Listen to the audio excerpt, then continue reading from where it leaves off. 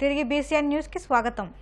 రాష్ట్ర ప్రభుత్వం మే నెల నుంచి అమల్లోకి తీసుకురానున్న ఏపీ ల్యాండ్ టైటిలింగ్ యాక్ట్ వలన ప్రజలకు ఇబ్బందులు తప్పవని ప్రముఖ న్యాయవాది కాకినాడ బార్ అసోసియేషన్ కార్యదర్శి చెక్కా శ్రీనివాస్ పేర్కొన్నారు. ల్యాండ్ టైటిలింగ్ యాక్ట్ గురించి ప్రజలు అవగాహన పెంచుకోవాలని అన్నారు. ఈ యాక్ట్ను రద్దు చేయాలని డిమాండ్ చేశారు. భూ సంబంధిత హక్కులను అధికారులకు అప్పగించడం సరికాదని అన్నారు.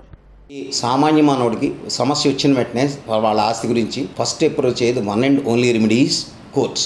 ఈ కోర్ట్స్కి వెళ్ళి వాళ్ళకున్న టైటిల్ని వాటిని చూపించుకుని ఇది నా టైటిల్ అండి, ఇది నాకు హక్కులు ఉన్నాయండి అని చూపించుకుంటే కోర్టు వారు ఇచ్చే ఆర్డర్సే వాళ్ళకు ఒక final authority and one and only authority. ఇటువంటి సమయంలో మన ప్రభుత్వం ఈ మధ్యన ల్యాండ్ టైటిలింగ్ యాక్ట్ అని ఒక డిఫెక్టివ్ ఎనాక్ట్మెంట్, దీంట్లో ఈ యాక్ట్ చాలా చిన్న యాక్ట్ అండి, అందరూ చదవచ్చు, తెలుసుకోవచ్చు.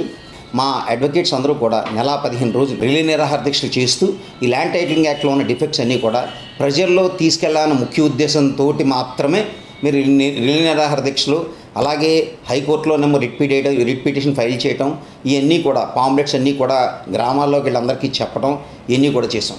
పరిస్థితుల్లో ఎప్పుడైతే మనం సమస్యలు వచ్చినప్పుడు కోర్టులకు వెళ్ళి మనం నిరూపించుకుని మనం చేసుకుంటున్నామో ఇటువంటి విధానాలన్నిటి కూడా పక్కన పెట్టి ఓన్లీ రెవెన్యూ అధికారులందరికీ కూడా ఈ అధికారాలు ఇచ్చి వాళ్ళనే టైటిల్ డిసైడ్మెంట్ కింద అపాయింట్ చేయడం, టైటిలింగ్ ఆఫీసర్స్ కింద అపాయింట్ చేయడం కూడా జరిగిందండి.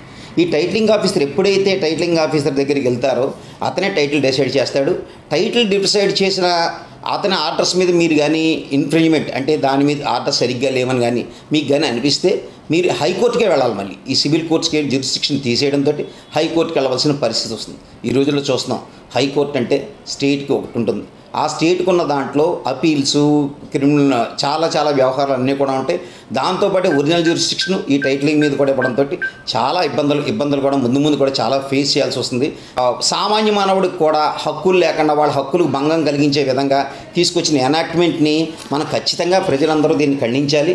ఈ ల్యాండ్ టైటిలింగ్ యాక్ట్ని కూడా రద్దు చేయాలి. వెంటనే ఉన్న ప్రభుత్వం మరి మేము యాజిటేషన్ చేస్తున్నది ఎందుకు చేస్తున్నారు ఏంటి అని దాని గురించి కూడా ప్రశ్నించకుండా ముందుకు పోతూ అనేక జీవోలు పాస్ చేస్తూ, నిన్న కూడా ఏదో జీవో వచ్చింది దీని మీద, దానికి కూడా మన డిఐజీకి వాళ్ళకి ఒక డైరెక్షన్ ఇచ్చి ఈ మన రిజిస్ట్రేషన్ అథారిటీ కూడా దానికి కూడా కొన్ని డైరెక్షన్ ఇవ్వడం జరిగింది. అది కూడా పూర్తిగా ఇంకా రావాల్సి ఉంది. అది కూడా వస్తే ఈ ల్యాండ్ టైటిలింగ్ యాక్ట్ని వాళ్ళు సమర్థిస్తున్నట్టుగానే కనబడుతుంది ఇప్పుడున్న ప్రభుత్వం.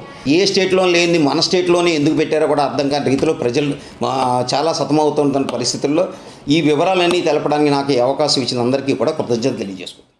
ముఖ్యమంత్రి జగన్మోహన్ రెడ్డి విడుదల చేసిన మేనిఫెస్టోపై టీడీపీ మాజీ ఎంపీ కనకమేడల రవీంద్ర కుమార్ తీవ్ర విమర్శలు గుప్పించారు. సోమవారం ఆయన మీడియాతో మాట్లాడుతూ ముఖ్యమంత్రి జగన్ గ్లోబల్స్ ప్రచారం చేస్తున్నారని మేనిఫెస్టోలో చెప్పినట్టుగా 99% హామీలను పూర్తి చేయలేదని అన్నారు. అభివృద్ధి సంక్షేమాన్ని పక్కకు పెట్టి జగన్ కాలయాపన చేస్తున్నారని మండిపడ్డారు. 25 మంది ఎంపీలు ఇస్తే ప్రత్యేక హోదా సాధిస్తామని అన్నారని, ప్రత్యేక హోదా కోసం మెడలు వంచుతామని అన్నారని, అది ఏమైందని, ఎవరి దగ్గర మెడలు వంచారని నిలదీశారు. జగన్ మోసపూరిత హామీలు ఇచ్చారన్నారు. మద్యపాన నిషేధం అన్నారు, ఏమైందని కూడా మరో ప్రశ్న వేశారు. కల్తీ మద్యం సరఫరా చేస్తున్నారని, అనేక మంది చనిపోయారన్నారు. మద్యం తయారీ సీఎం బంధువులకు ఇచ్చారని తెలిపారు. 2 లక్షల ఉద్యోగాలు అన్నారు, ఏమైందని అడిగారు. జగన్ గతంలో ఇచ్చిన హామీలే విఫలం అయ్యాయని, ప్రజలను జగన్ నయవంచనకు గురి చేస్తున్నారని మండిపడ్డారు.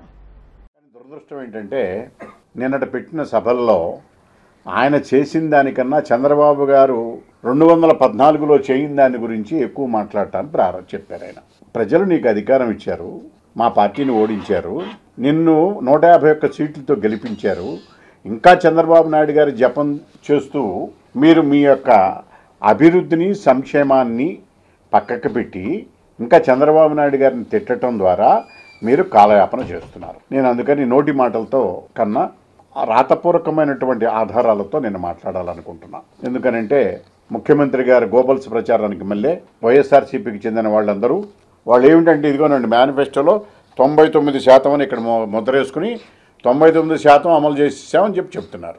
ఎప్పుడుది 99% చేస్తున్నారు? ఇది 2019లో ఇచ్చినటువంటి మేనిఫెస్టోలో 99% చేశామని. 2019 మేనిఫెస్టో అండి ఇది కూడా జగన్మోహన్ రెడ్డి గారు రిలీజ్ చేసినటువంటిది.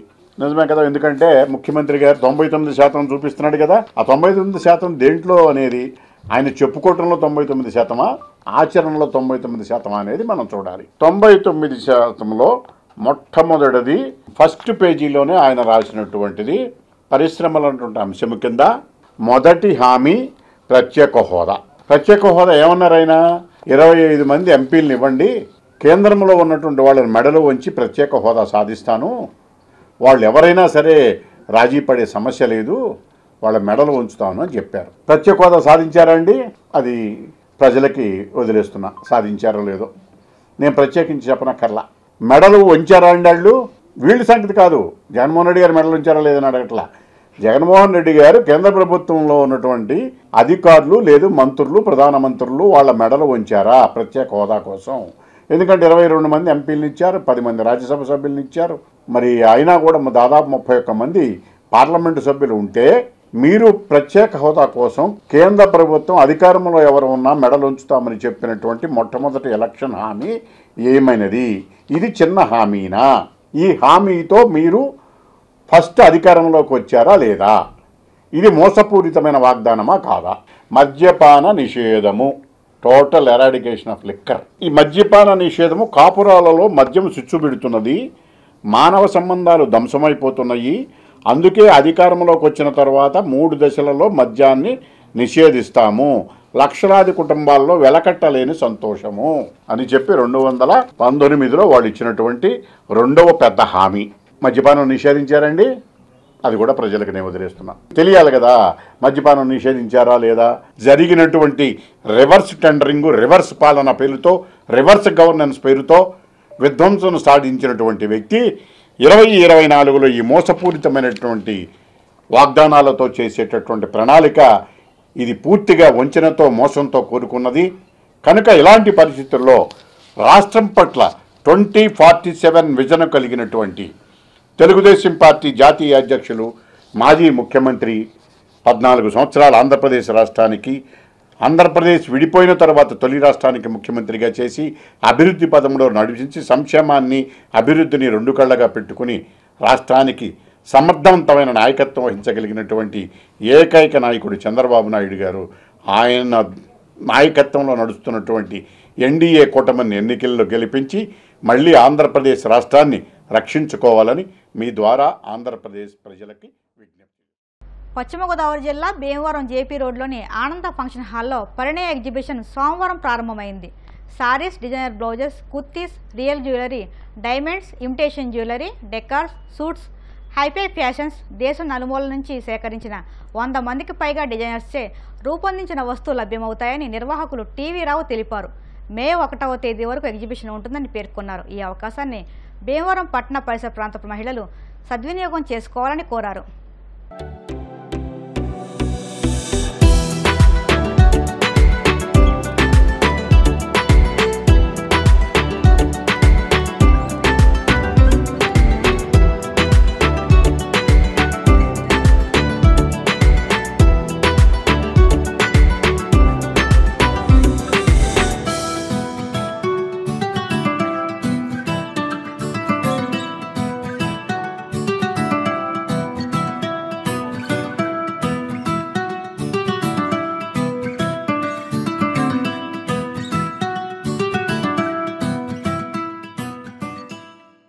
టీడీపీకి గుడ్ బై చెప్పి వైసీపీలో చేరబోతున్నారంటూ వస్తున్న వార్తలపై మాజీ ఎమ్మెల్యే పిఠాపురం టీడీపీ నియోజకవర్గ ఇన్ఛార్జ్ ఎస్వీఎస్ఎన్ వర్మ కీలక వ్యాఖ్యలు చేశారు. కాకినాడ జిల్లా పిఠాపురం నియోజకవర్గ పరిధిలో సోమవారం ఆయన ఎన్నికల ప్రచారం నిర్వహించారు. ఈ సందర్భంగా వర్మ మాట్లాడుతూ తాను వైసీపీలోకి వెళుతున్నట్టు జరుగుతున్న ప్రచారం అంతా అవాస్తవమని కొట్టిపారేశారు. పార్టీ మారుతున్నట్లు వైసీపీ నేతలు తనపై తప్పుడు ప్రచారం చేస్తున్నారని ఫైర్ అయ్యారు. తాను చంద్రబాబు మనిషినని 2014 నుంచి తనను వైసీపీలో చేర్చుకోవడానికి ప్రయత్నిస్తున్నారని, కానీ అది జరగని పని అని స్పష్టం చేశారు. పిఠాపురంలో వైసీపీ ఓడిపోతుందనే భయంతోనే తాను పార్టీ మారుతున్నట్లు తప్పుడు ప్రచారం చేస్తున్నారని ఆగ్రహం వ్యక్తం చేశారు. పిఠాపురంలో వైసీపీకి ఓటమి ఖాయమని, కూటమి అభ్యర్థి పవన్ కళ్యాణ్ను భారీ మెజార్టీతో గెలిపిస్తామని ధీమా వ్యక్తం చేశారు. 4 నెలల ముందే పవన్ కళ్యాణ్ ని భారీ మెజార్టీతో గెలిపిస్తానని నేను చెప్పాను. అప్పుడు కళ్యాణ్ గారు నాకు పరిచయం లేదు.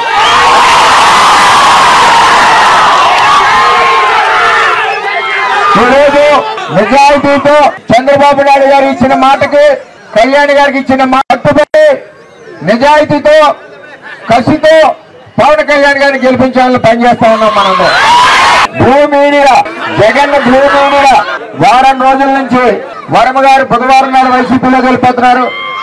లక్ష్మీవారి నాయుడు వెళ్ళిపోతున్నారు. పింగర్ నా కొడుకులారా, నేను చంద్రబాబు నాయుడు గారు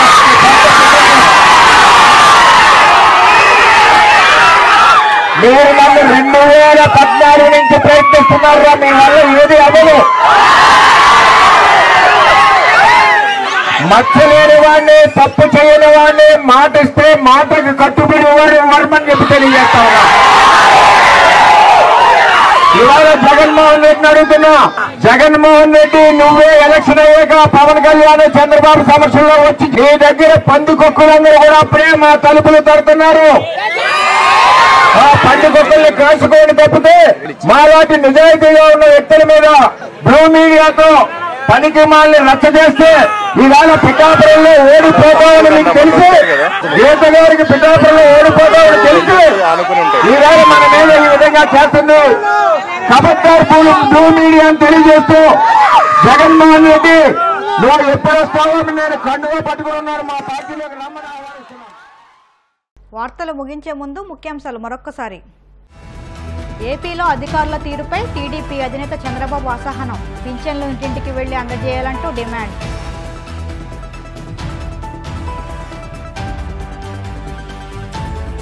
చిత్తూరు జిల్లా తంబళ్లపల్లిలో వైసీపీ విస్తృత ప్రచారం, అభివృద్ధి సంక్షేమం కొనసాగాలంటే జగన్నే గెలిపించాలంటూ మంచి పెద్దిరెడ్డి విజ్ఞప్తి.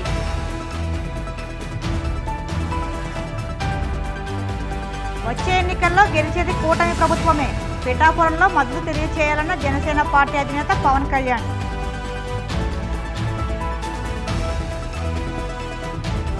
టీడీపీని వీడుతున్నారంటూ వస్తున్న అసత్య ప్రచారంపై స్పందించిన పిఠాపురం మాజీ ఎమ్మెల్యే వర్మ, పవన్ కళ్యాణ్ను అత్యధిక మెజార్టీతో గెలిపిస్తానంటూ స్పష్టం. ఇవి ఇప్పటి వరకు ఉన్న వార్తా విశేషాలు. మరిన్ని వార్తా విశేషాలతో మళ్ళీ కలుసుకుందాం. అంతవరకు సెలవు. నమస్కారం.